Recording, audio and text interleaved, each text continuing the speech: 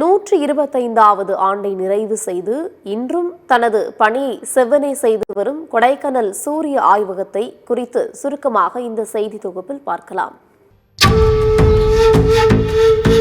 இந்தியாவில் 1875 ஆண்டு மற்றும் 1877 ஆண்டிற்கு மத்தியில் ஏற்பட்ட பஞ்சம் சுமார் 20 மில்லியன் மக்களின் உயிரை பறித்தது. இதனைத் தொடர்ந்து அப்போதைய பிரிட்டிஷ் அரசாங்கம் பஞ்ச ஆணைய குழுவை அமைத்து பஞ்சம் குறித்து ஆய்வு மேற்கொண்டது. இந்த ஆய்வின் முடிவில் இந்த பஞ்சத்திற்கு ஆய்வாளர்கள் முன்வைத்த முக்கிய காரணங்களில் ஒன்றாக இருந்தது சூரியனில் ஏற்பட்ட மாற்றம். எனவே சூரியனில் ஏற்படும் மாற்றத்தை தொடர்ந்து கண்காணிக்க வேண்டும் என பரிந்துரையை முன்வைத்தது அந்த ஆய்வுக்குழு. இதனைத் தொடர்ந்து ஆய்வகம் அமைக்க கடல் மட்டத்திலிருந்து 2133 மீட்டர்கள் உயரத்திலும் குறைந்த தட்பவெட்ப காலநிலை, குறைந்த மாசு மற்றும் இயற்கை அழகு நிறைந்த கொடைக்கானல் தேர்வு செய்யப்பட்டது. இதன் பின்னர் மெட்ராஸ் கிறிஸ்துவ கல்லூரியின் இயற்பியல் பேராசிரியராக பணியாற்றிய ஸ்காட்டிஷ் நாட்டை சேர்ந்த சார்லஸ் மிச்சி ஸ்மித் கண்காணிப்பில் 1895 ஆண்டு மதராசு வான் ஆய்வகம் கொடைக்கானலுக்கு மாற்றப்பட்டு கொடைக்கானல் சூரிய ஆய்வுக்கூடம் உருவாக்கப்பட்டது. இங்குள்ள வார்ம் தொலைநோக்கிகள் ஒலிக்கோளம் மற்றும் நிறமாலையையும்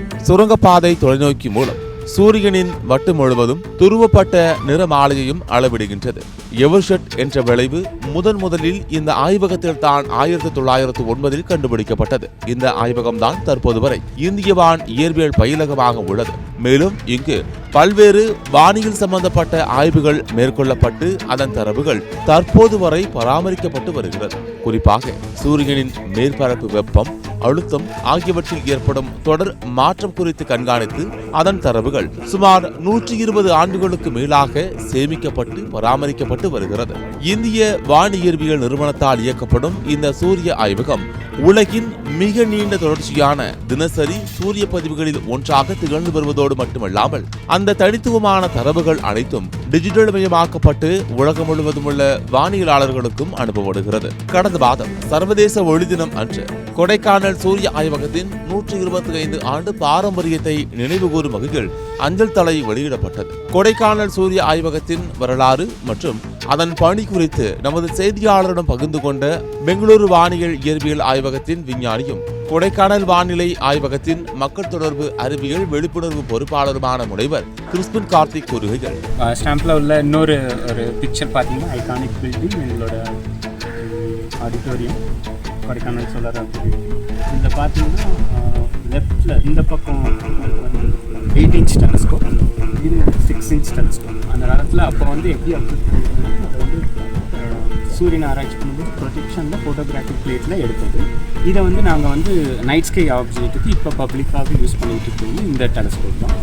ஸோ அது கிட்டத்தட்ட பார்த்தீங்கன்னா ஆல்மோஸ்ட் 160 இயர்ஸ் ஓல்டு டெலஸ்கோப். கொடைக்கானலுக்கு வரும் சுற்றுலா பயணிகளுக்கு பயன் தரும் வகையில் கொடைக்கானல் சூரிய ஆய்வகத்தில் வான் இயற்பியல் அருங்காட்சியகம் நடத்தப்பட்டு சூரிய ஆய்வகம் மற்றும் அதன் வரலாறு குறித்து சுற்றுலா பயணிகளுக்கு எடுத்துரைக்கப்பட்டு வருகிறது.